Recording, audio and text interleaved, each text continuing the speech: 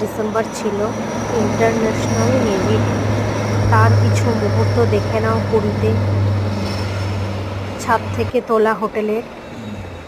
তোমাদের কেমন লাগলো জানি না, আমার তো খুব ভালো লেগেছে। আমরা 2 তারিখ এখানে এসেছি পুরীতে, সেদিন থেকে সেলিব্রেশন হচ্ছে। আজ লাস্ট ডে ছিল, ভীষণ এনজয় করেছিলাম। দেখে নাও তোমাদের কেমন লাগলো তোমরা জানো।